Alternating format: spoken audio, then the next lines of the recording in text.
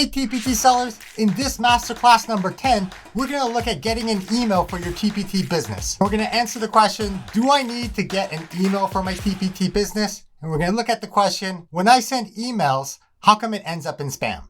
My name is Mike Fujigami. I'm the host of the SEOTpreneur channel. This episode is for TPT hamsters and below. If you're a TPT hawk, chances are you already have a business email. You've already made that investment. I do know of some TPT sellers who have switched email providers, and I'd love to find out who you switched to and why you changed. So a free email address is your standard Gmail account. And usually what TPT sellers do is we get our TPT business name at gmail.com. Later on in this episode, I'm going to create a free seller tool at gmail.com. Now, a business email address costs money, and we're going to explore how to keep those costs down. And a business email address is at your own custom domain name. So for example, I control a freesellertool.com, and so I can create an email, mike@afreesellertool.com. To a large extent, you want your own business domain because you want to start building trust. If you're a real business, then you're going to use your business domain. And that's how you can tell that the email is coming from the business because it's coming from somebody at businessdomain.com. Whereas anyone can create a Gmail account, and that's part of the problem with Gmail. You get a lot of spam coming through Gmail, and that affects your deliverability. At some point in your TPT business journey, you're going to take that next step to build trust, and that's going to be getting an email for your own business domain. In this masterclass, I'm going to go over 3 concepts. I'm going to go over 5 questions to ask yourself about what kind of email provider you need. We're going to look at how email actually works so you can understand why emails end up in spam. And then finally, I'm going to do a technical demo and I'm going to set up my own business email. Some of you will be able to follow this. You'll replay the video, you'll pause it over and over again, and eventually you'll be able to do what I do. And for others, if you're not able to do this skill, that's okay. This isn't a skill that's worth learning. You only really have to do it once and then it gets set up. So check out the video on the top. It talks about how to get free mic minutes and we can do it together. So let's look at 5 questions about your TPT business. Are you just starting? No problem. If you're just starting, the question is, are you going to pay in time or money? Everything has a cost. You can do lots of things for free, but it's just going to take you time to figure out how to do it. And then eventually, in order to level up, you're going to have to pay money either to have someone do it or you're going to have to pay money for that service. Google Workspace is the best. Getting a dedicated email server from a company is second best. Going with an email server provided by a web hosting company is third best. And then in last place is getting a free email from something like Gmail or Hotmail. That's better than nothing, but there are better options for your business. So if you're just starting and you don't want to spend money, then obviously getting a free email is the way to go. This is where you get your TPT business at gmail.com. And this is good enough if you're just starting, especially if you don't have proof of concept that this is actually going to work for you. You haven't had that aha moment where you're like, this is kind of fun. And yeah, I see potential in financial freedom. Either way, whether you get that free Gmail account and use it or not, you probably want to get it anyway to prevent someone else from getting it and pretending to be you or selling it to you. It goes without saying that you're going to want to have a separate email for your TPT business as opposed to your school career, as opposed to your personal life. And of course, don't use your school email address. I'm not a lawyer. This is not legal advice. But one of the big questions will be who owns the content that you create on your employer's infrastructure or during your employer's time. So if you have questions about that, definitely consult a lawyer. But yeah, if you're just starting and you don't know if this TPT thing is for you, then a free email is the way to go. But eventually, at some point, you're going to get serious. So the second question is, do you use Google Apps for your business? If the answer is yes, then you probably want to get a Google Workspace account. And here's why. You can't transfer the ownership of files from a free Gmail account to a Google Workspace account. Yep, you can share access, but you can't share ownership. This becomes an issue later on when you become a TPT hawk and you're trying to separate your businesses. By the way, you can't transfer ownership from one Google Workspace to a separate Google Workspace account. And I know this because I have an EduCircle's Google Workspace account and I have an SEOT Mindset Google Workspace account, and I have to either basically find the time to copy all the files over, or I have to pay a company to do that for me. See what I mean about time and money? So if you use Google Apps in your business, you're going to want to get a Google Workspace account eventually. And the longer you wait, there's just more files that you'll have to migrate over. The third question is, do you want to build trust? How do you build trust? Well, okay, think about how do you not build trust? And if you don't want to build trust, then let's look at what spam artists do. Spammers basically get free Gmail accounts and they create multiple free Gmail accounts. And that's why you can never fully trust who controls a free Gmail account. So if you want to build trust, you're going to have to get a business email. And you have various options that I'll talk about later on in this video. Question number 4. Are you using ConvertKit or some other mailing program to send out business emails, like your email mailing list? I'm not talking about whether you're sending mass emails from Gmail and you're sending it to a BCC list. Don't do that, by the way. I'm not a lawyer. This is not legal advice, but chances are if you're sending out emails to people from your Gmail account instead of using a mailing program, you're probably violating spam laws because you're not including things that you have to include. Ask me in the comments or consult a lawyer to find out what you need to be compliant with spam laws. If you've used ConvertKit, you've seen that warning that basically says, don't use a free email account to send out your ConvertKit emails. Use a business email. And for that, you'll have to get a Google Workspace or create an account with a dedicated email company. Or if your web hosting provides it, use their email server. All 3 of these are ways that you can get a business email that will improve deliverability for your email newsletters. Using a free email address is the worst when you're using a program like ConvertKit. Can you do it? Yes. Will it get caught by spam filters? Yes. Does that mean you're wasting time and effort because there's a more efficient way to send out emails? Yes. Free email is spammy because you can get it for free. That means the cost to send out cheap phishing emails to scam people is low. And that's why spammers use it. In terms of pricing, if you already have web hosting, chances are they include an email server. It's not great. It's pretty low quality, to be honest. But if you have web hosting, this will be good enough for you to send out ConvertKit emails. Your second option is to find a dedicated email server. On the low end, you're looking at around $3 per user per month. So that's about $36 per user. And that's on the low end. I'm not talking about sending out emails through this system. That costs hundreds of dollars. I'm just talking about low-end companies that offer you email services. They're a step above the web hosting people. Now, full disclosure, I have not found a dedicated email server company that I like. I've used a couple with my clients. Eventually, what will happen is they get IP blocked, and then your email doesn't go through. I'll talk more about why this gets blocked by spam filters later on. So if I have a client that needs dependable email, then I'm just suggesting Google Workspace. They have enterprise level servers that are way bigger than the enterprise level servers that the dedicated email people are talking about because it's Google. They have the infrastructure and the human resources and the engineers to have a really strong email product.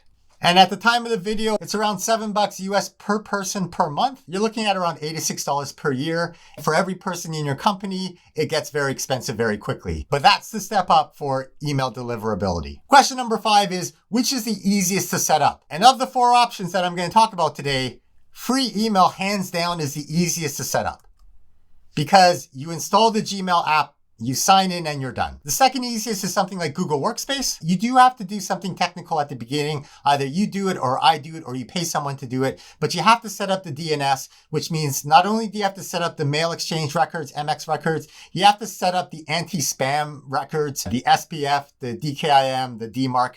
You set up those records, but then once you've set that up, then you don't really have to touch those records. And because it's Google Workspace, when you install the Gmail app on your phone, or if you go to gmail.com, you just sign in to your Google Workspace account and you're done. So this is the second easiest option. The third option, the hardest to set up, is if you're using a web hosting email server or a dedicated email server. You have to set up the DNS just like you do with Google Workspace. But then you also have to set up your Gmail to be able to send email as if it was your business account. Why do we need to do that? Because Gmail is a way better web hosting client than what you get from the web hosting people or from the dedicated email server. Otherwise, you have to sign into their web portal and it's not intuitive. They don't have a great app. The Gmail app is familiar, it's easy to use, and so that's why in this video later on, I'm going to be setting up a free Gmail account to send my business email as an alias. And then I just go into my Gmail account and I can set it to send as default my business account. But once you set up the DNS and once you set up the Gmail to send emails as your business account, then you just install the Gmail app and you use that, and it's pretty easy. Did you learn something new yet? If you have, can you hit that like button and hit subscribe? That helps the algorithm to share this video with other TPT sellers who just haven't found our YouTube community yet. Here's part 2. How does email work? And before we can talk about email, let's look at how regular mail works.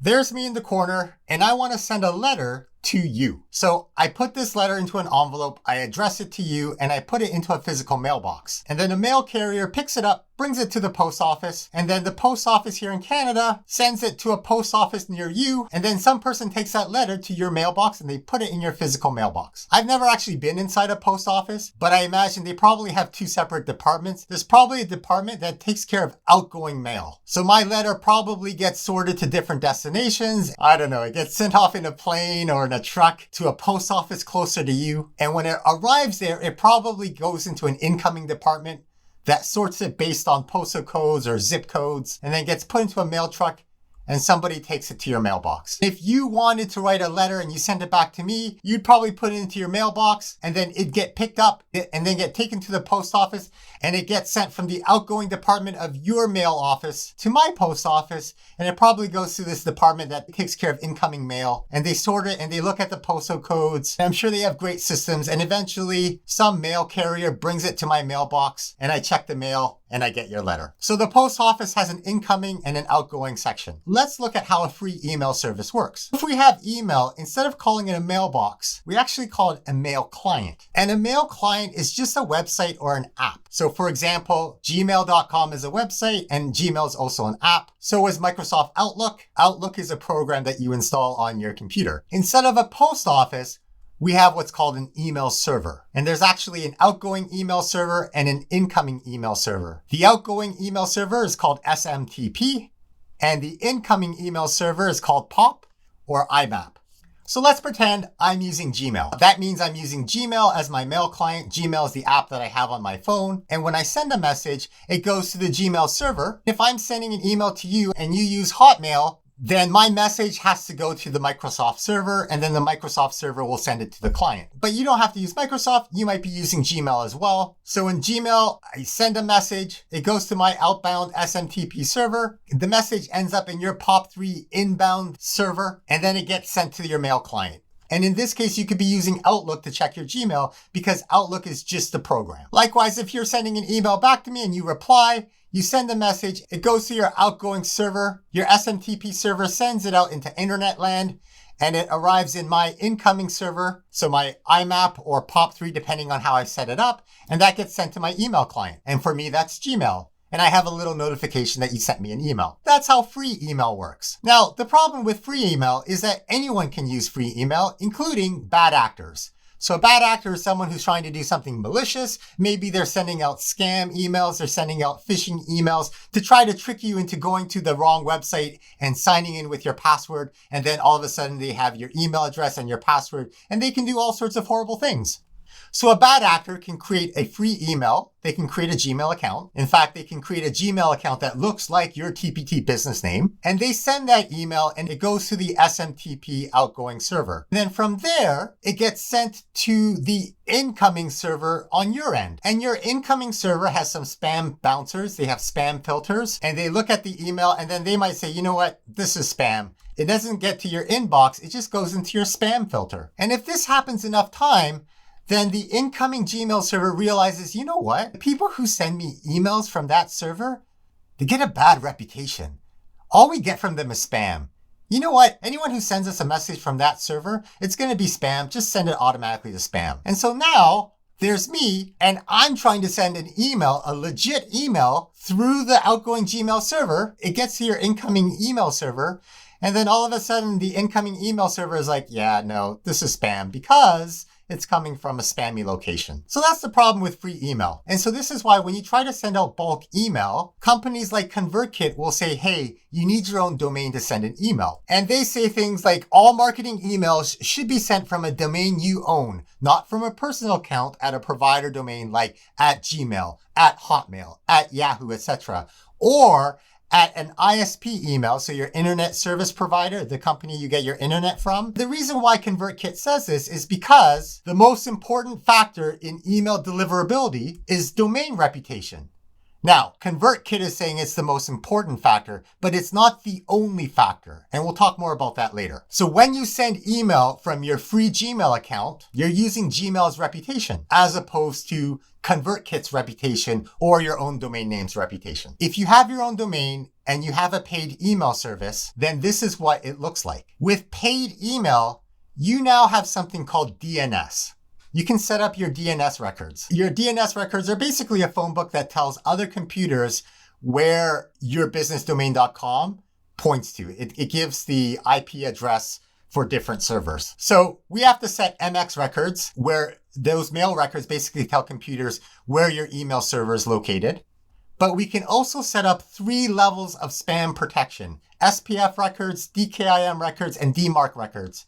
And these records basically prove that the email is coming from you. You're the verified sender, as opposed to someone spoofing you and pretending to be you, but not actually being able to prove and authenticate that they're you. These 3 records, they help email get through because they prove that the email is coming from you. Because the only person who can set up these records are the person who controls the DNS records, which is you. You control the domain. So let's look at this example. I'm going to send an email from me@gmail.com, and it's going to go to you@gmail.com. Instead of me sending it from a free Gmail account, I'm going to send it from a domain that I own. In this case, I own SEOT.ca. So I'm going to send an email from me@SEOT.ca. And the email goes from my mail client, so I'm using Gmail, and it gets sent to the SMTP server. Remember, that's the outgoing email server. And then from the outgoing email server, it goes through the internet and it ends up in your incoming email server. And this time, your incoming email server checks my DNS records to see if the email is actually coming from me. If everything checks out in those 3 records, then the incoming email server says, yep, this is legit. It's coming from Mike@SEOT.ca. Let's send it through, and it ends up in your mail client and you get a little notification in Outlook. Now, just because you're using paid email, it doesn't solve all of your deliverability issues, because otherwise spammers would just buy paid email accounts and that would be it. So sending email from a domain name that you control can still end up in spam, for example, because you're sending spam. So let's say you're part of a TPT seller group that exchanges email addresses. You don't have permission to send emails to those email addresses. So that is unsolicited business email. I'm not a lawyer. This is just edutainment. Consult with a lawyer about spam laws. But let's look at this example. Let's pretend that I send an email that's pretty suspicious. It goes from my email client, so from my Gmail app, and it goes to the outgoing SMTP server. It ends up in your incoming email server, so it ends up in POP3. And your incoming email server checks my DNS records to make sure I am who I say I am. And the SPF records, the DKIM records, the DMARC records all check out. And this email actually came from me, because it did. I sent the email from my client from my SMTP account. So then the incoming email server passes on the email to you, and it ends up in your mail client. And so let's say you look at this email and you say, you know what, this is spam, and you flag it as spam. Okay, well, if that happens enough, then the incoming email server starts to realize, you know what, these are signals that this is pretty spammy content. This domain has a bad reputation. And so now, when I send emails from this domain and it goes to the SMTP server, it gets to your incoming email server, and you check my DNS records, you know what, the DNS records match, but your incoming email server is going to send it to spam because my domain has a bad reputation. Another way that email from your custom domain can still end up in the spam box is because the email server that you're using gets a bad reputation. So here's an example. Not all email servers are the same. So when we talk about free email, we're talking about Gmail, Hotmail, Yahoo. When we're talking about web hosting email servers, this is where we talk about web hosting like Bluehost or my company, SEOT Hosting. I'm just a reseller of WPMU Dev. Web hosting companies like myself, we have low quality email servers because our main business is web hosting. We specialize in providing web hosting services, not email services. So one step above us are companies that focus on email servers. And that's all the server does. It just does email. When we say a server in the cloud, we're just talking about someone else's computer. And it has an IP address. When I say someone else's computer, I'm talking about a company in a large warehouse and they have these racks of computers. And each of those computers has an IP address, which is their address on the internet. And that IP address can get a bad reputation. So let's say there's a bad actor and they're using a paid email service and they send an email from their mail client and it connects to this email server, and the email server then connects to your incoming server, and the incoming server checks to make sure that the email came from who it says it came from.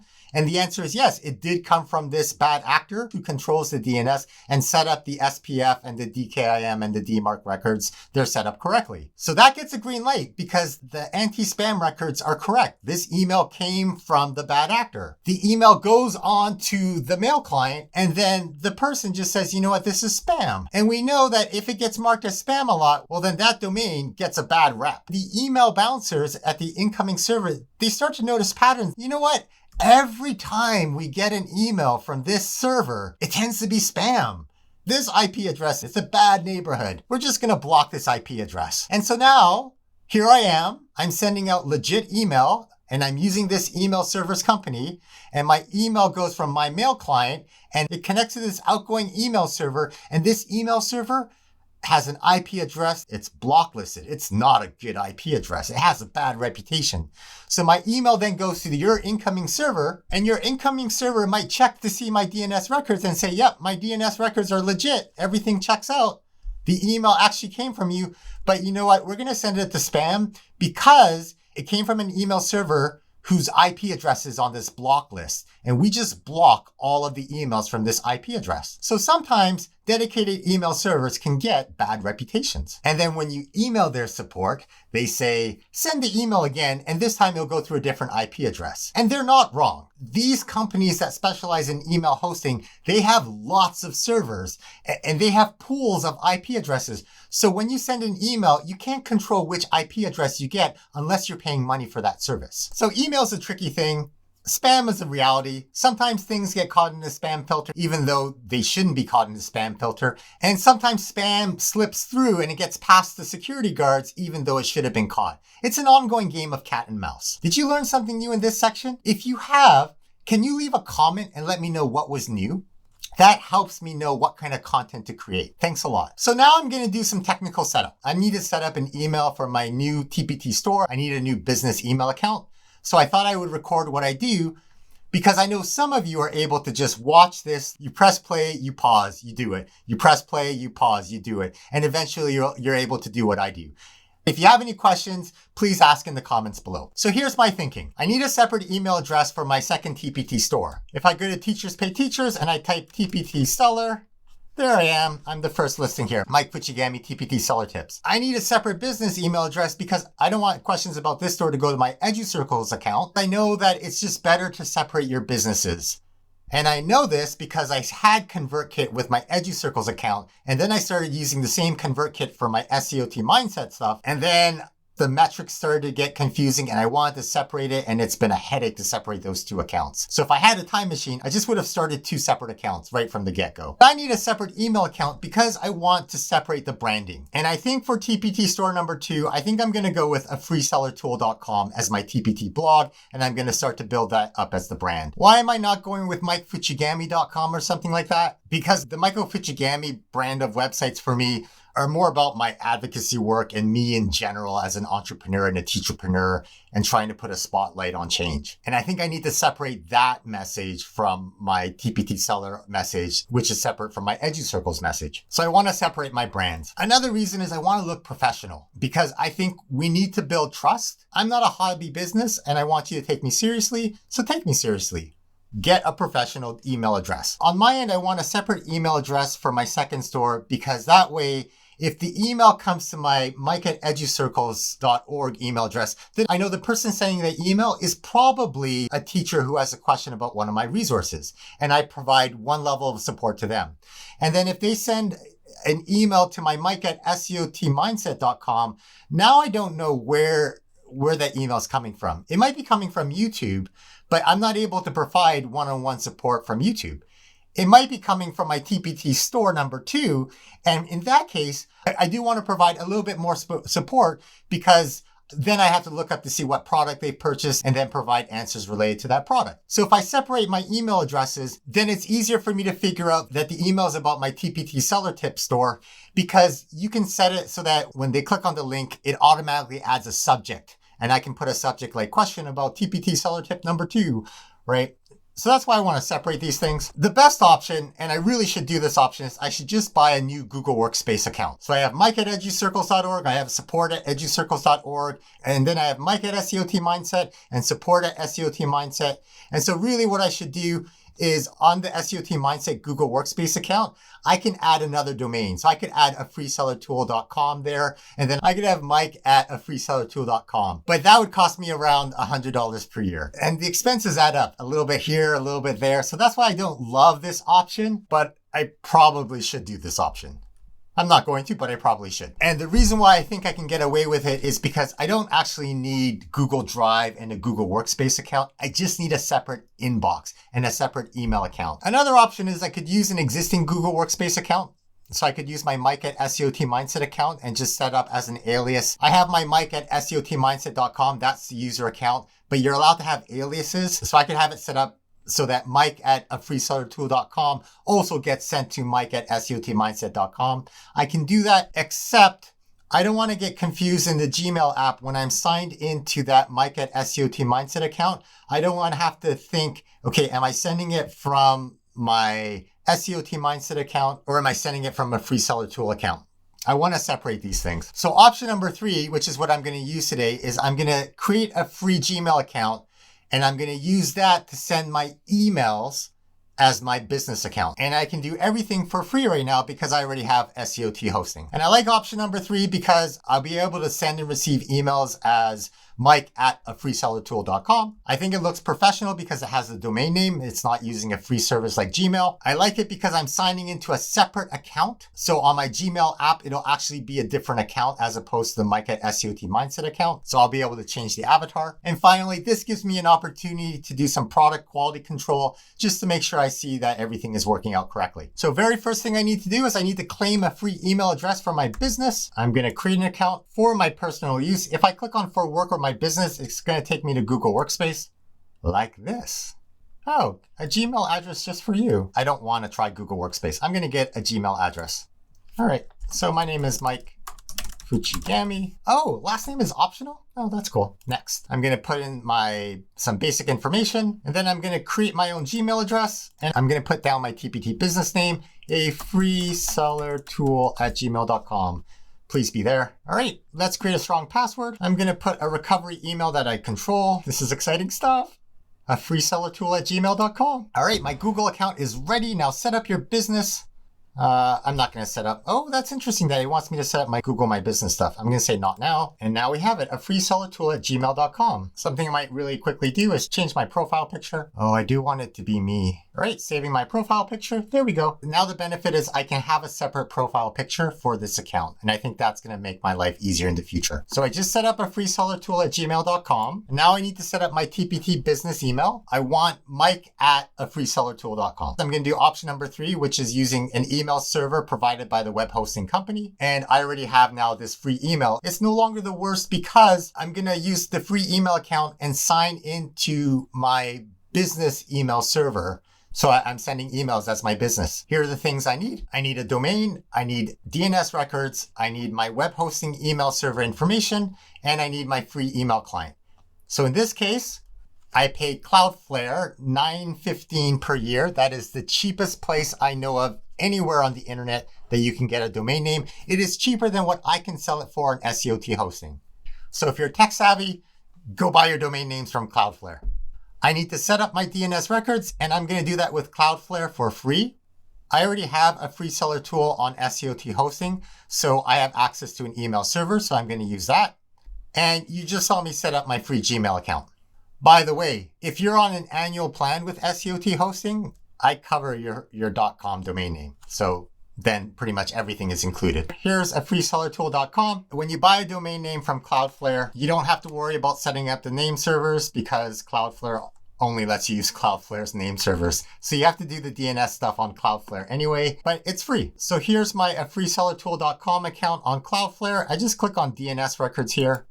And I'm going to click on records. Now I'm going to have to add some records. I'm going to have to go to my web hosting email server to get the records. All I do is I go to SEOThosting.com. In the right-hand corner, I click on the hub. I sign in. And in the hub, I have 3 separate installations.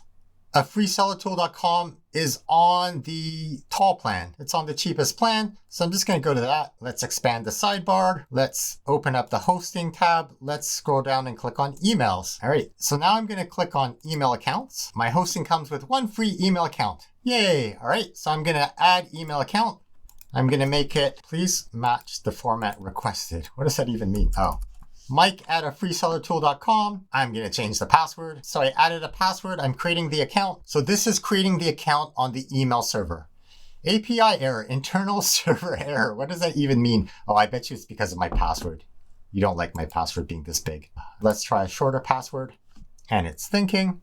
There we go. Email account added successfully. And then there are a bunch of records. So I'm just going to copy these records into my Cloudflare account. Let's see if I can show both at the same time. Here we go.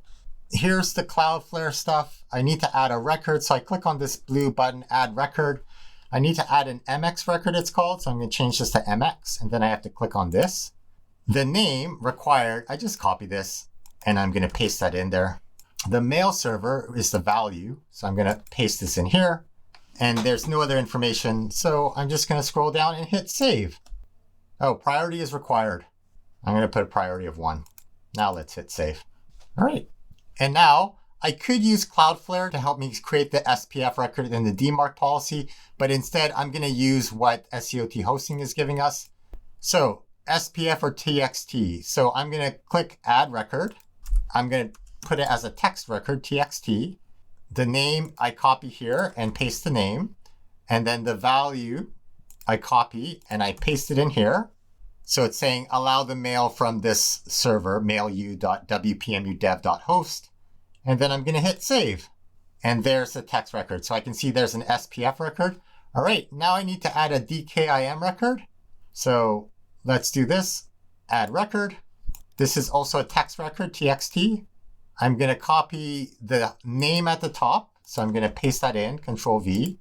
And then I'm going to copy the content. I'm going to paste in the content. And this is the DKIM record, hit save. All right, finally, there's this DMARC. So I'm going to click on Cloudflare, the blue add record. I'm going to change the type to text and select that. I'm going to copy the name and I'm going to Control V to paste that in. I'm going to copy the value and Control V to paste in the content. And then I'm going to hit save. So I can see here's my MX record. And then I have 1, 2, 3 text records to help it get past the spam guards. So now I'm back into the SEOT hosting hub.